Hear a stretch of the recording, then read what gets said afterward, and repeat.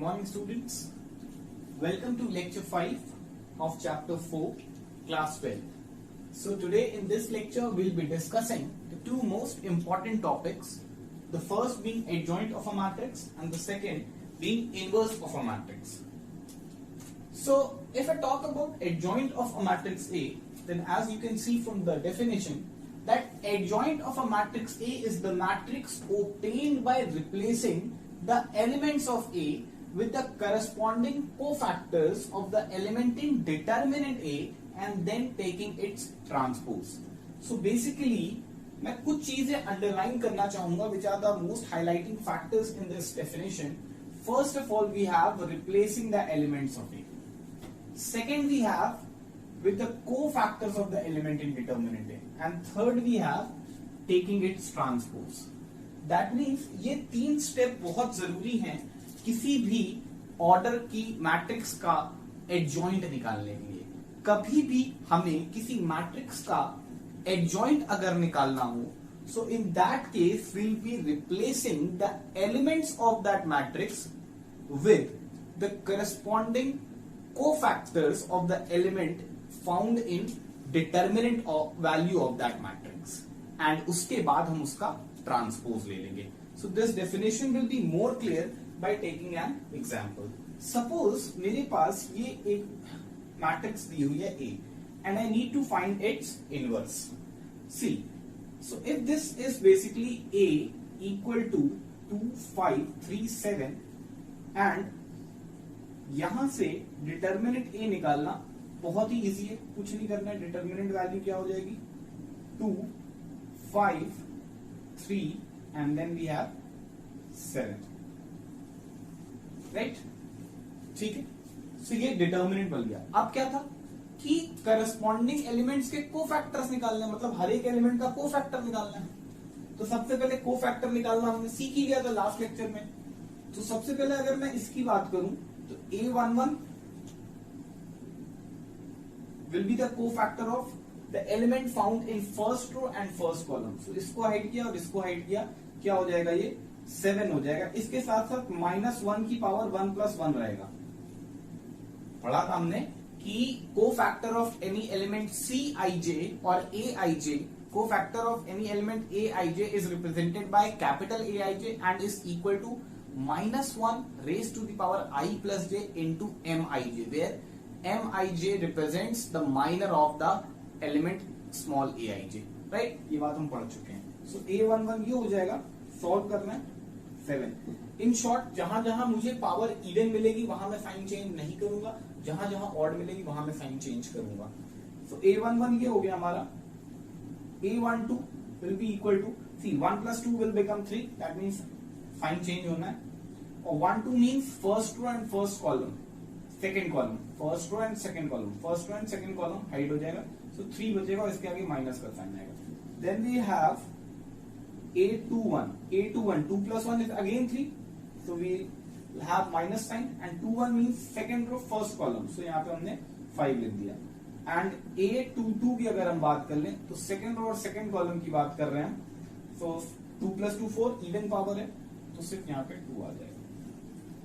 Now after this we find the matrix formed by cofactors. The matrix formed by cofactors. तो matrix form by cofactors को मैं denote कर लेता हूं, let's say bye B. So matrix बनाने का तरीका तो वही रहेगा. A11 लिखेंगे सबसे पहले 7, then we'll have -3, then we'll have -5 and then we'll have 2. Right? And उसके बाद क्या करा? ये सेकेंड स्टेप हो गया. थर्ड स्टेप क्या था? Taking its transpose. So therefore adjoint of A will be equal to B transpose. And transpose of a matrix निकालना वेरी इजी. रोज को कॉलम एंड कॉलम्स को रोज बना देंगे. तो 7 and -5 which is the first column becomes the first row, and -3 and 2 which is the second column will become the second row. So -3 and 2. So this is adjoint of the given matrix. Now I want to discuss a shortcut method in which you can find out the adjoint of a matrix of order 2 directly. हम 5 second के अंदर किसी भी 2 order की matrix को देख के उसका एडजॉइंट निकाल लेंगे 5 सेकंड के अंदर. प्लीज ध्यान से देखिएगा. This is the shortcut method. Discuss about shortcut method.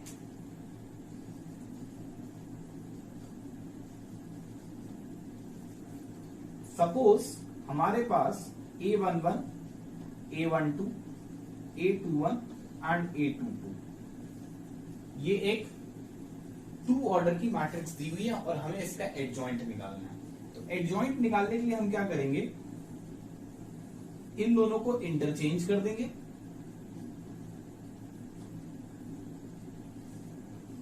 इन दोनों को इंटरचेंज कर देंगे एंड ये जो एलिमेंट्स हैं इनको इंटरचेंज नहीं करेंगे, इनका साइन चेंज कर देंगे. साइन चेंज कर देंगे. राइट. सो यहां पे वो लगाते हैं, देखते हैं. अगर मैं इसकी बात करूं, मुझे इसका एडजॉइंट निकालना है. तो प्लीज सी, पहले इन दोनों को इंटरचेंज करने की बात थी तो यहां 7 आ जाएगा, यहां पर 2 आ जाएगा. और इन दोनों का साइन चेंज करने की बात थी तो +5 है तो -5, +3 है तो -3.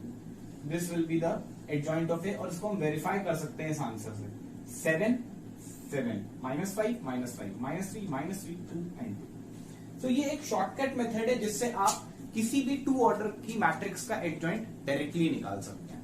सो इन केस एग्जाम में अगर आपको क्वेश्चन 1 मार्क्स में मिल जाए कि व्हाट इज द या find the adjoint of this matrix, तो आपको फिर इतना बड़ा प्रोसेस करने की जरूरत नहीं. आप directly using this shortcut technique find कर सकते हैं. ठीक है. So next we are going to discuss the adjoint of a matrix which is of order 3. So here we have another matrix of order 3 and हमें इस matrix का adjoint निकालना है. So process में कोई change नहीं होगा. Process हमारा वैसा का वैसा ही रहेगा. Again we'll find out, firstly we'll write determinant A. So अगर मैं बात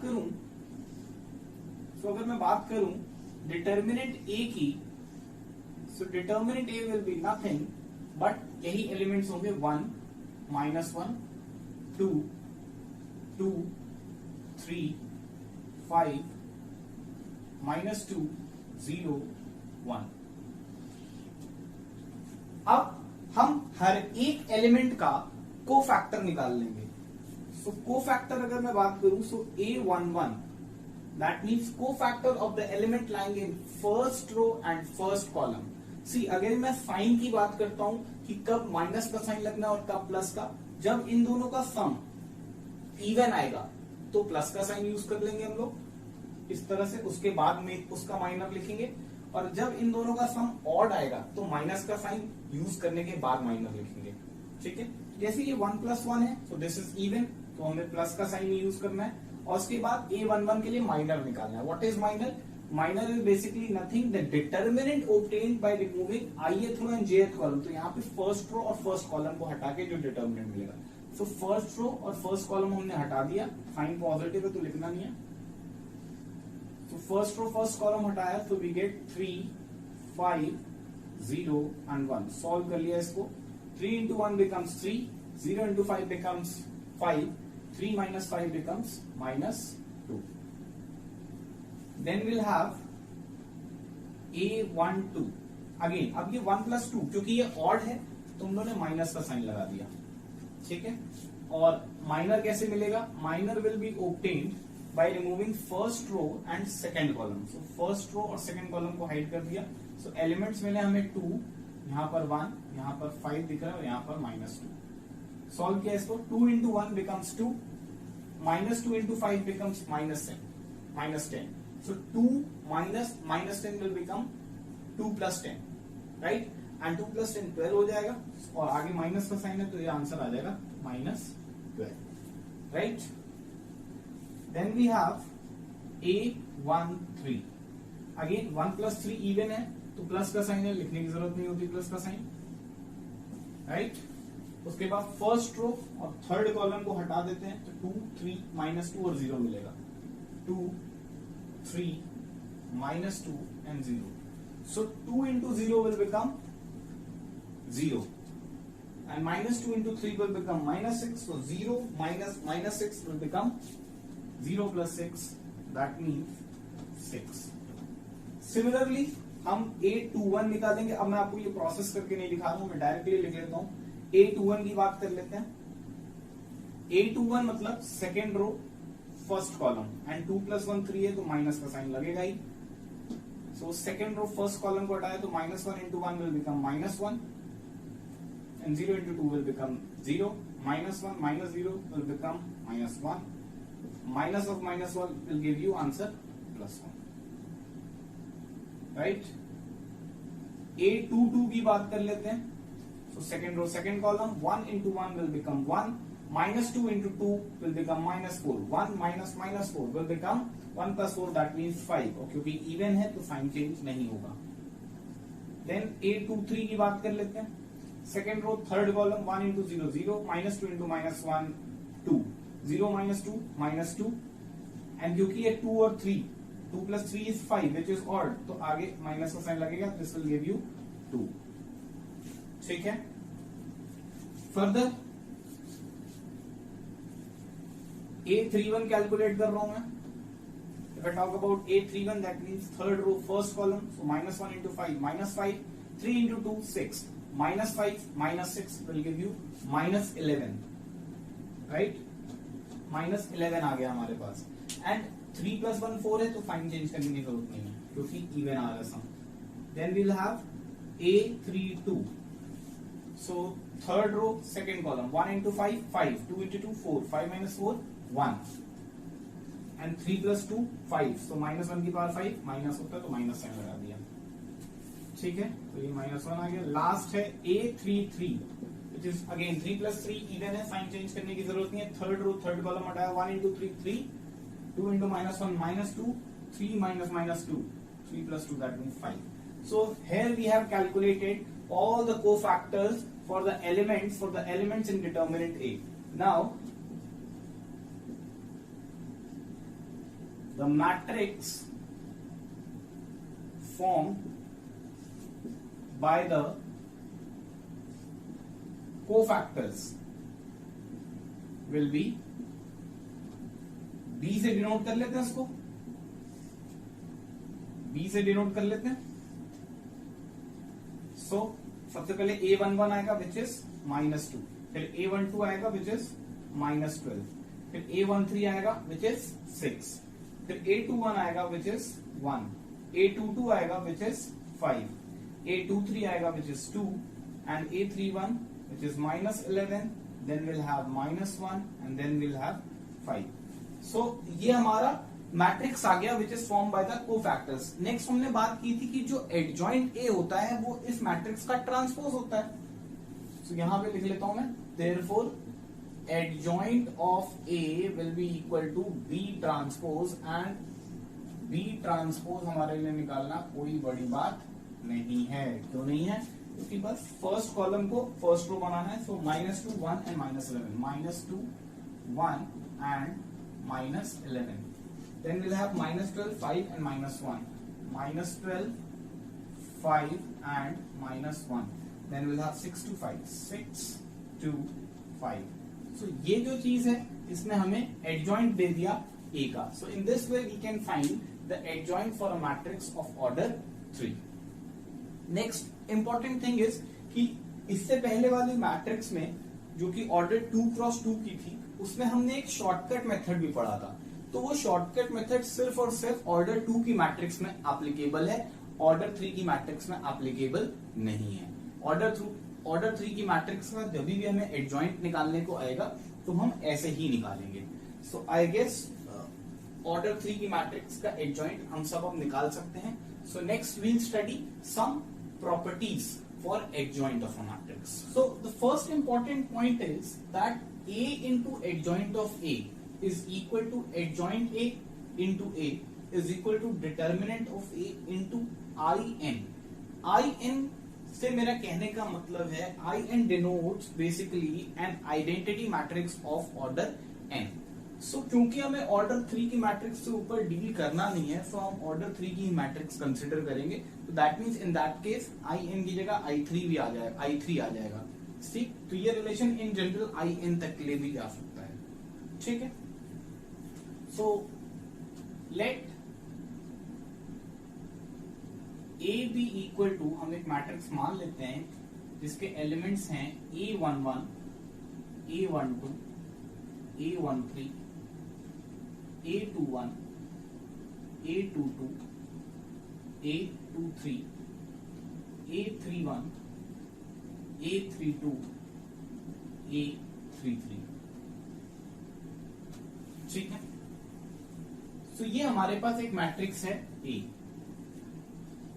तो हम सभी जानते हैं कि एडजॉइंट ऑफ A एक ऐसी मैट्रिक्स होगी which will be formed by the transpose of the cofactors.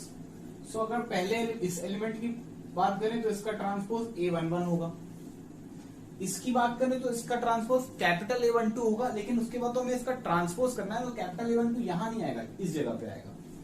ठीक है ना, इसका ट्रांसपोज इस जगह ना आके यहां पे आएगा, है ना। A13 का कोफैक्टर कैपिटल A13 है, वो तो आप लिखो, लेकिन उसके बाद ट्रांसपोज कर दोगे ना तो वो रो वाले एलिमेंट कॉलम में आ जाते हैं। So this becomes capital A13।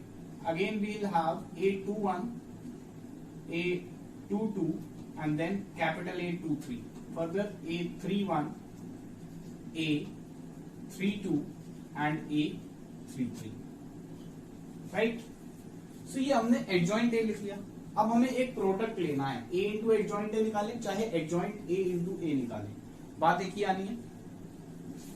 So A into adjoint A निकालते हैं। अच्छा, कुछ लोगों के मन में डाउट हुआ कि सर आपने जब मैट्रिसेस पढ़ाया था तब तो आपने कहा था कि A into B is necessarily not equal to B into A। ऐसा जरूरी नहीं है बेटा, वो तब जरूरी नहीं होता जब ऑर्डर सेम नहीं होता। अगर आइडेंटिकल ऑर्डर्स हैं, अगर ऑर्डर्स आइडेंटिकल हैं, मतलब देखिए ये भी सेम ऑर्डर का है, ये भी सेम ऑर्डर का है, 3x6 3x6, तो उस केस में मल्टीप्लीकेशन कम्यूटेटिव होता है। So A into adjoint A will be same as adjoint of A into A। So इन दोनों को मल्टीप्लाई करना है, तो लिख लेते हैं। पहले मल्टीप्लीकेशन करते कैसे थे, पहले A की वैल्यूज लिखते थे, A11, A12, A13, A21, A22, A23, A31, A32 and A33, right? उसके बाद एडजॉइंट A के एलिमेंट्स लिख लेते हैं,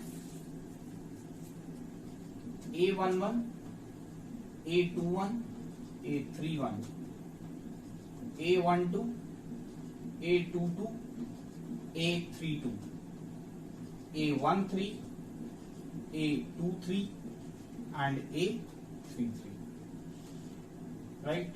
ये हमने लिख लिया। फर्दर हम इसका मल्टीप्लीकेशन शो करेंगे, right?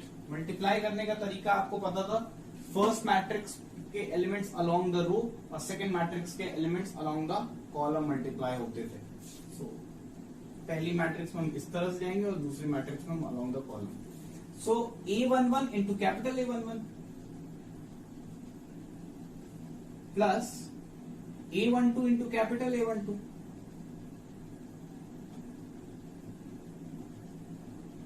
Plus A13 into capital A13।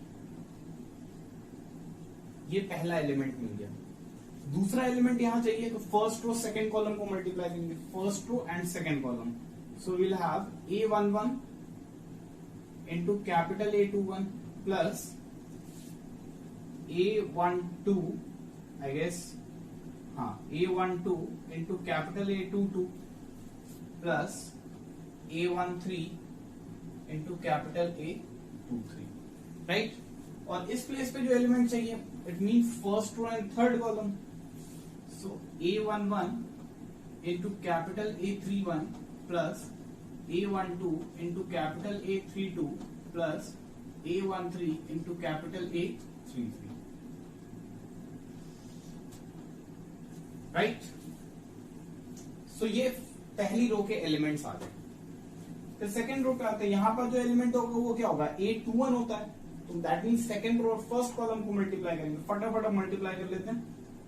A21 into capital A11 plus A22 into capital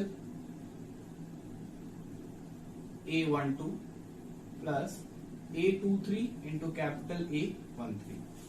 फिर सेकेंड रो सेकेंड कॉलम में आते हैं, सो A21 into capital A21 plus A22 into capital A22 plus A23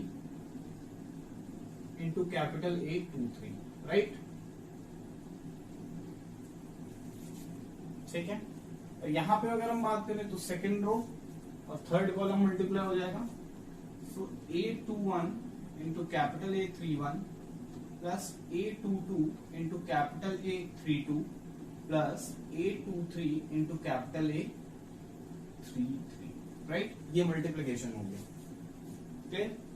next आते हैं third row first column को multiply करेंगे, so A11 into capital A11 plus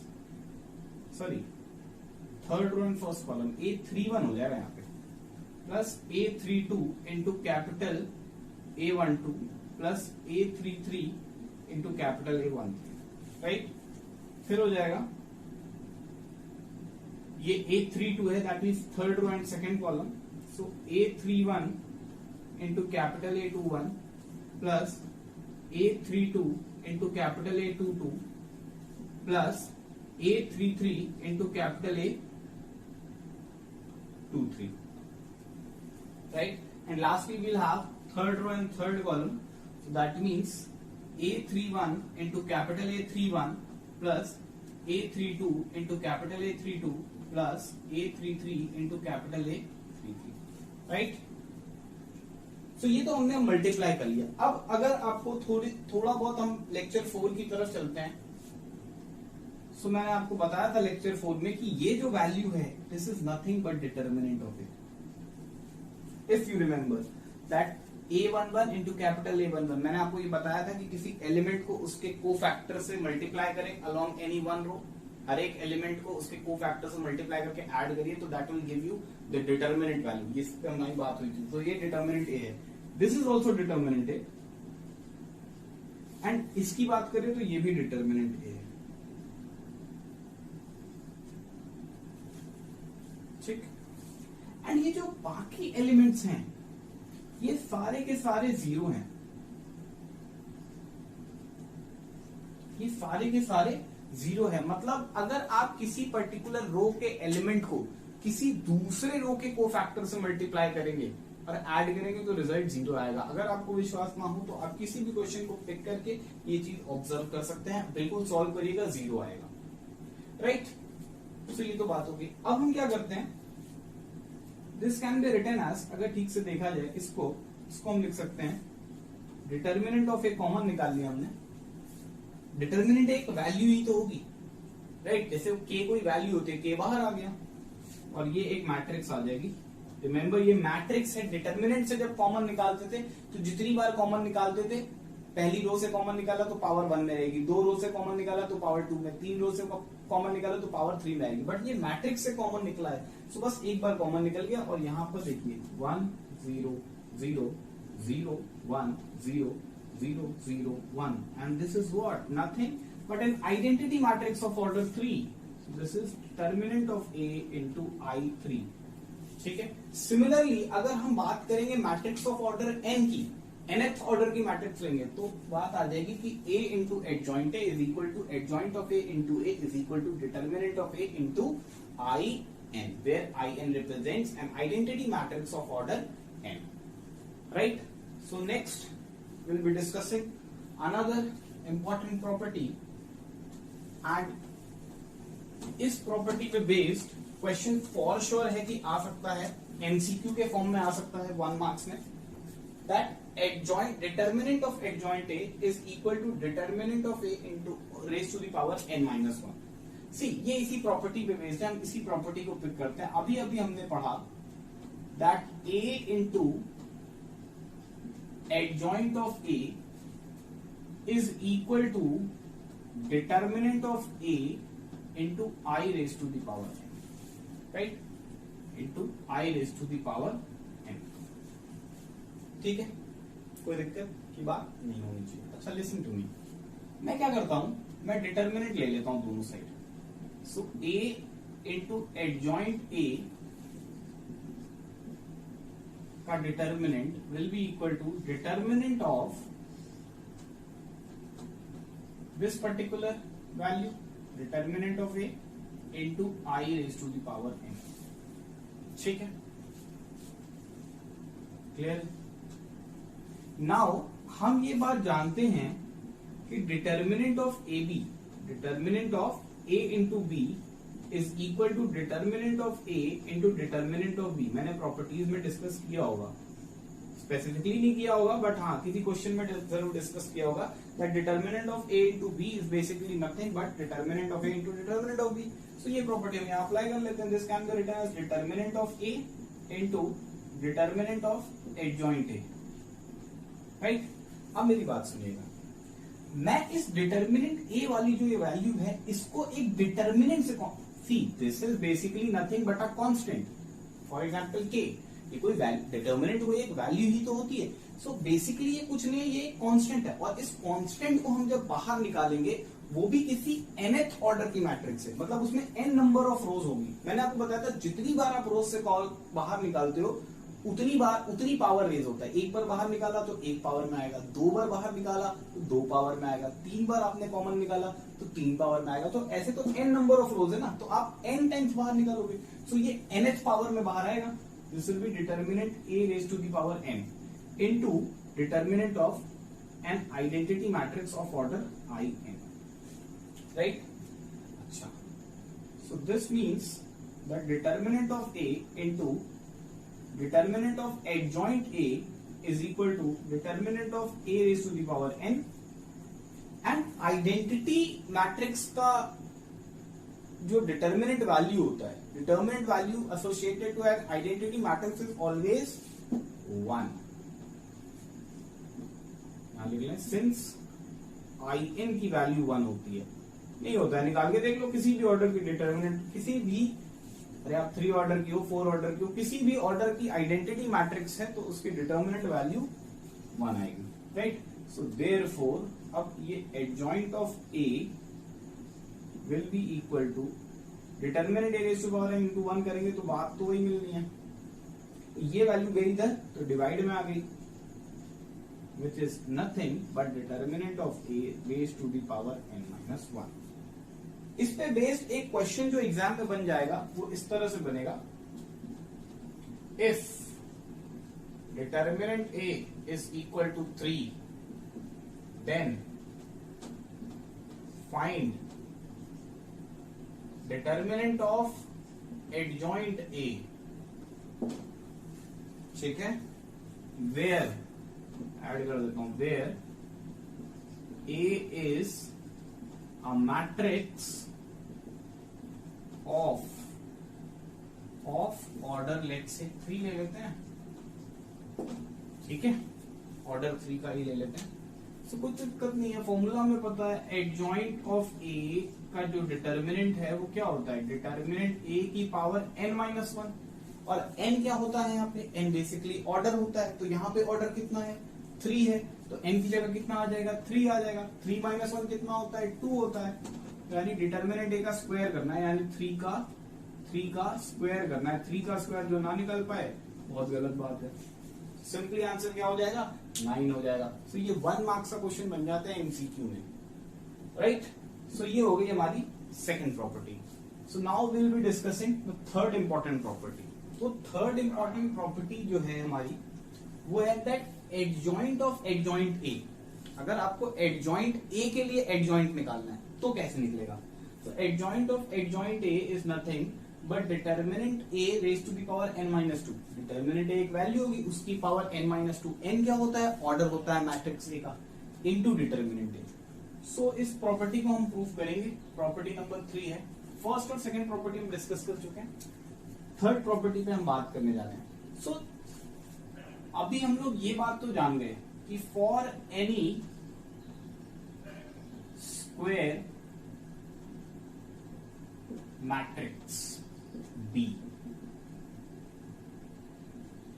अगर B कोई एक स्क्वायर मैट्रिक्स है of order n, we have एक relation हम जान गए। क्या रिलेशन था? पहला रिलेशन जो था कि B into adjoint of B is basically nothing but determinant B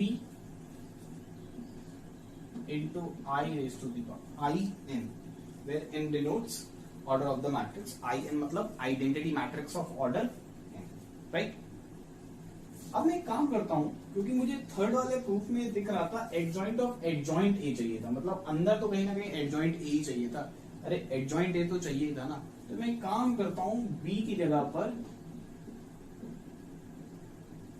adjoint A रख देता हूं, बी की जगह पर एडजॉइंट ए रख देता हूं, देखता हूं क्या एक्सप्रेशन मिलता है। Put B equal to adjoint A in equation 1, this is your equation number 1। So देखते हैं क्या आएगा। बी की जगह पे एडजॉइंट ए रखते हैं, एडजॉइंट ए इनटू, यहां देखते हैं, यहां इंपॉर्टेंट है, एडजॉइंट बी था ना, तो एडजॉइंट तो ऐसे ही रहा, और फिर बी, बी मतलब अगेन एडजॉइंट ए, ठीक है ना,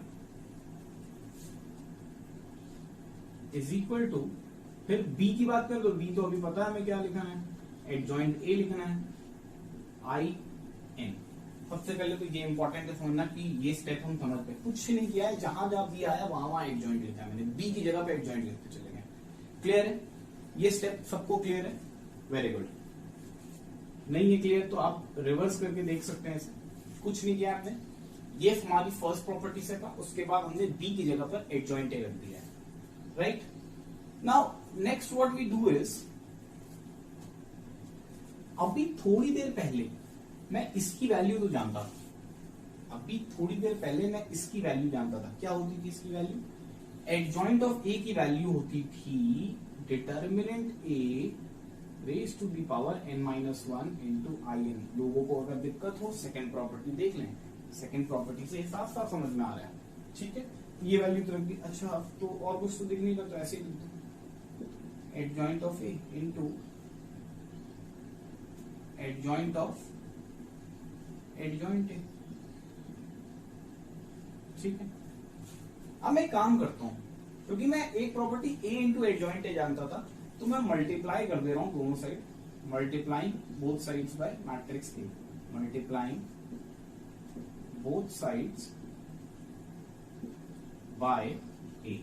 ए से मल्टीप्लीकेशन कर दिया हमने दोनों से, मैट्रिक्स ए से मल्टीप्लीकेशन भी कर सकते हैं, कोई दिक्कत की बात नहीं है, मल्टीप्लाइंग बोथ साइड्स बाय ए। तो देखिए क्या हो जाएगा, ए इंटू एडजॉइंट ए हो गया, इंटू ये वैल्यू को मैं बिल्कुल डिस्टर्ब नहीं कर रहा हूं, एडजॉइंट ऑफ एडजॉइंट ए, ठीक है, is equal to determinant A, constant term है, इससे भी कोई मतलब नहीं है, इसको अलग कर लिया, ए इंटू आई एन, ठीक है? कोई दिक्कत की बात नहीं होनी चाहिए। अच्छा अभी हम ये बात तो जानते थे, इस चीज के बारे में हम जानते थे कि ए इंटू एडजॉइंट ए जो होता था, ए इंटू एडजॉइंट ए जो होता था, वो determinant of A into I की पावर एन होता था, आई की power N, sorry I N होता था। तो A into adjoint A first property से हो जाएगा determinant A into I N, right? Into, और ये एक्सप्रेशन एज इट इज रह गया, फिर adjoint of adjoint A is equal to determinant A n-1, ठीक है? Now what we have is A into In, where In is identity matrix of order n। किसी भी matrix को अगर हम आइडेंटिटी मैट्रिक्स से मल्टीप्लाई करें, किसी भी मैट्रिक्स को अगर हम आइडेंटिटी मैट्रिक्स से मल्टीप्लाई करें तो वापस से वही मैट्रिक्स मिल जाती है। तो अगर मैं A को In से मल्टीप्लाई करूंगा तो वापस से मुझे A मिल जाएगा, ठीक है? और ये जो डिटर्मिनेंट ए है, ये इधर चला जाएगा, तो ये जब इधर गया तो अपॉन में आएगा, इसलिए पावर n-2 हो जाएगा, ये ए हो जाएगा। यहां पे क्या बचेगा, I n into adjoint of adjoint A. मैं फिर से एक बात बताना चाहूंगा, ये एक मैट्रिक्स है, ये भी एक मैट्रिक्स है, ये एक आइडेंटिटी मैट्रिक्स है, तो किसी भी आइडेंटिटी मैट्रिक्स को किसी मैट्रिक्स से मल्टीप्लाई कर दो तो वापस से यही मैट्रिक्स मिलेगा। तो यहां से क्या आ जाएगा, adjoint of adjoint A is equal to determinant A raise to the power n minus 2 into A. शायद यही प्रॉपर्टी है, property number 3। So fourth property है that adjoint of A transpose is equal to adjoint A का transpose. ठीक, so इसके लिए मैं left hand side से स्टार्ट करूंगा। कोई भी एक एलिमेंट पिक करते हैं भाई, दोनों मैट्रिसेस को इक्वल प्रूफ करते हैं, करना है हमें। अच्छा, एक चीज और मैं बताना चाहूंगा, since A is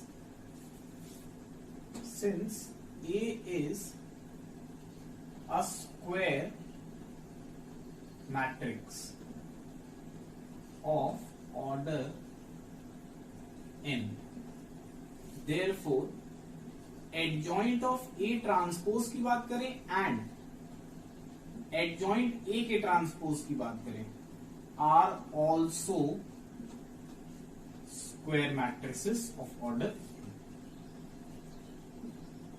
are also square matrices of order n। ठीक, सेम ही ऑर्डर है। तो एक काम करते हैं, इन दोनों मैट्रिसेस को सेम प्रूफ करना है। तो ये तभी हो सकता है जब इसका कोई भी एलिमेंट, इसका हर एक एलिमेंट, कोई भी नहीं, हर एक एलिमेंट इसके हर एक करस्पॉन्डिंग एलिमेंट के बराबर हो। तो मैं इसका i, jth नंबर का एलिमेंट ले सकता हूं, जो जहां पे i represent row number and j represents column number.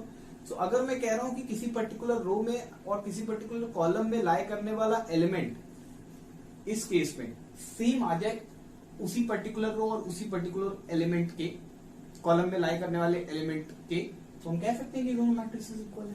तो मैं कह लेता हूं इसका कोई एक एलिमेंट ले लेता हूं, मैं वो एक ऐसा एलिमेंट ले लेता हूं जो ith रो और jth कॉलम में लाई करता है। So i, jth element of adjoint A transpose will be equal to what. अच्छा देखो, एडजॉइंट ए के ट्रांसपोज का i, jth एलिमेंट लिया है, बात समझिएगा। इसमें कहता हूं कि A21 की बात करता हूं मैं, ठीक है, A21 की बात करता हूं। एडजॉइंट ए के ट्रांसपोज में कोई एलिमेंट अगर A21 है तो वो एडजॉइंट ए का कौन सा एलिमेंट होगा, A12 ही तो होगा। अरे किसी मैट्रिक्स का A21 वाला एलिमेंट उसके ट्रांसपोज में A12 में पहुंच जाता है ना, रिवर्स हो जाता है ना, रो और कॉलम इंटरचेंज हो जाती है ना। So that means मैं कह रहा हूं कि i, jth element of adjoint A transpose will be what? j, ith element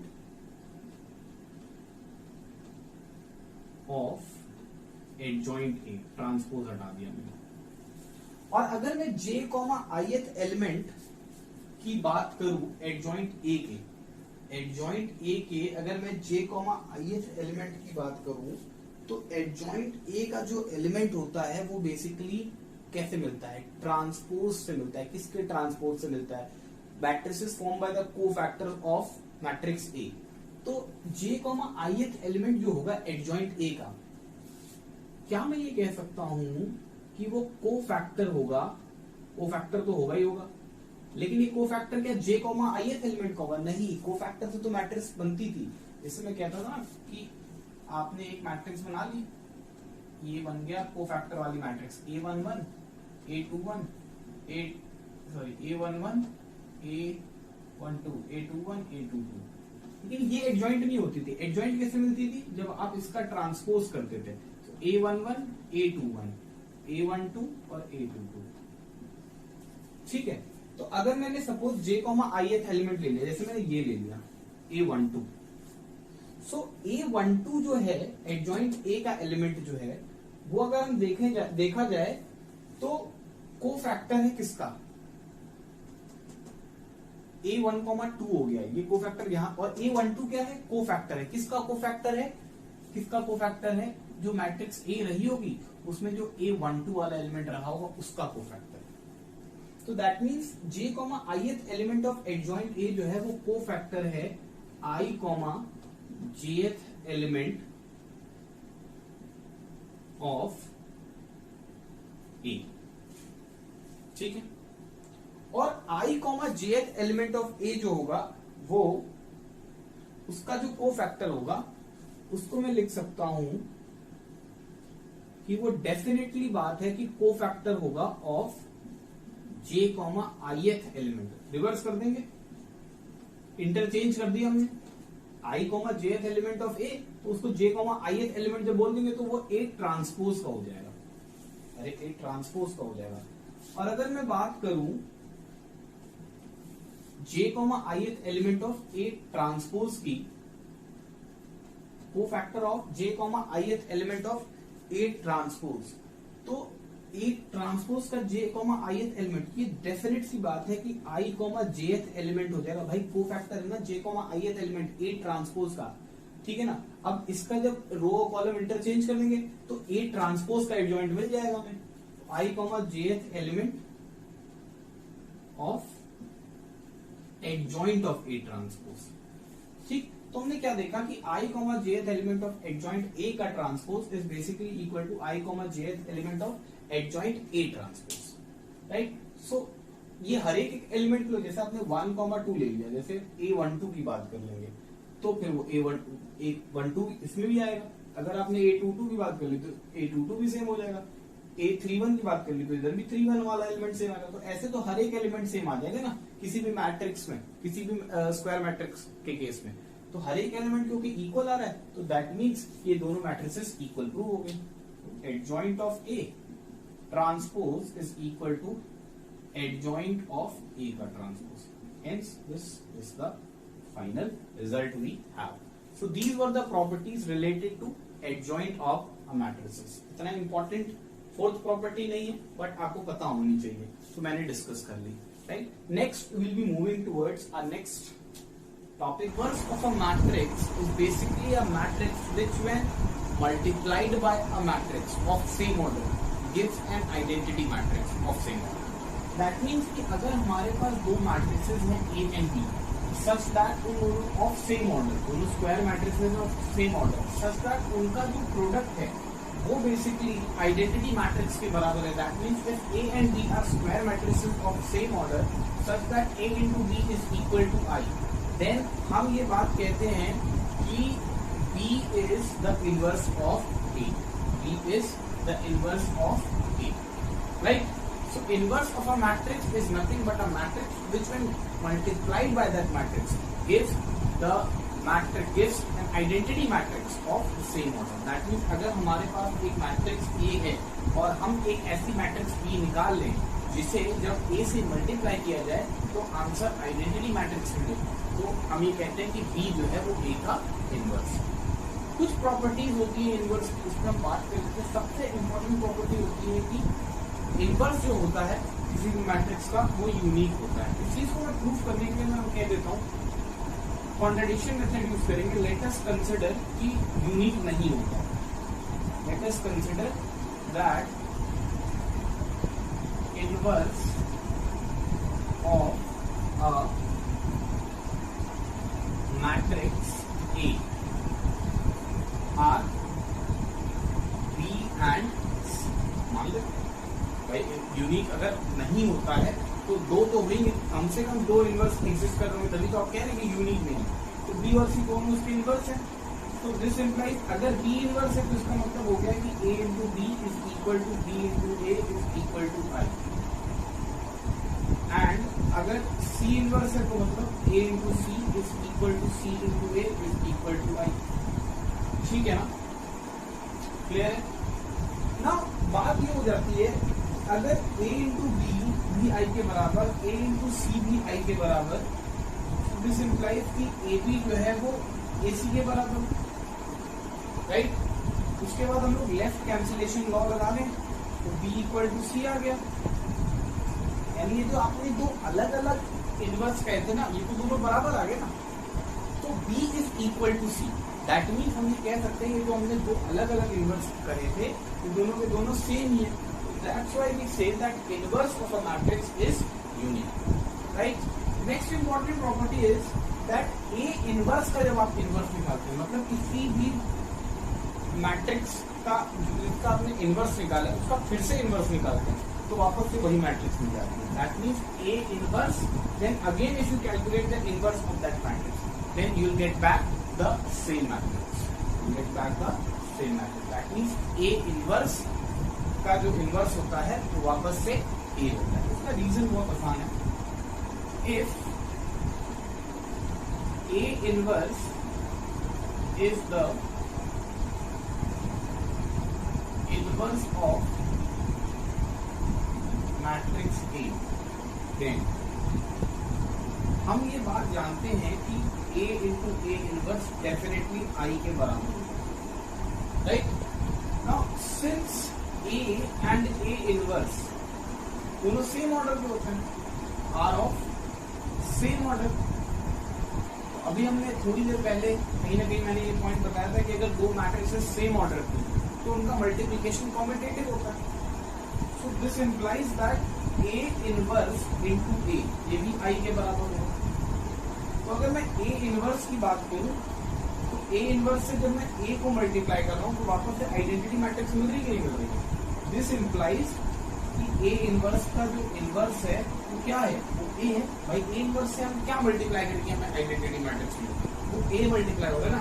तो जिस मैट्रिक्स को हम किसी मैट्रिक्स से मल्टीप्लाई करके आइडेंटिटी मैट्रिक्स पा जाते हैं वही मैट्रिक्स को इनवर्स होती है. तो A इनवर्स को A से मल्टीप्लाई करने पर आइडेंटिटी मैट्रिक्स मिल रही है, इस वजह से A इनवर्स का inverse A. This was our second property. Now will move to our third property. Third property और भी इजी है. Third property is not only a property but a method to find out the value of A inverse, the matrix A inverse. क्या है, 1 upon determinant into adjoint है. Very easy. अभी थोड़ी देर पहले जो हमने प्रॉपर्टी ऑफ adjoint की बात की थी तो मैंने आपको बताया था that A into adjoint A is basically equal to determinant of A into I. बताया था ये प्रॉपर्टी. अगर आपको याद तो हमने इसके बारे में पढ़ा था that A into adjoint A is equal to determinant of A into I. ठीक है, मैं मान लेता हूँ कि A यहाँ पे 3 ऑर्डर के हैं, इसके ऊपर हमें पढ़ना नहीं है, तो हम आइडेंटिटी मैट्रिक्स भी 3 ऑर्डर के ले रहे हैं. देयर मैंने A को 3 ऑर्डर के ही रखा है. There A is a matrix of order 3. अगर ज्यादा ऑर्डर की भी लेंगे तो कोई दिक्कत की बात नहीं होगी. Of order right. मैं क्या करता हूँ, दोनों साइड डिवाइड कर देता हूँ by determinant A. 1 upon determinant A into A into adjoint A is equal to 1 upon determinant A into determinant A into I. ठीक है, सही है. थोड़ा सा इसको रीशफल करके इसको ऐसे भी लिख सकते हैं 1 अपॉन डिटर्मिनेंट ए इंटू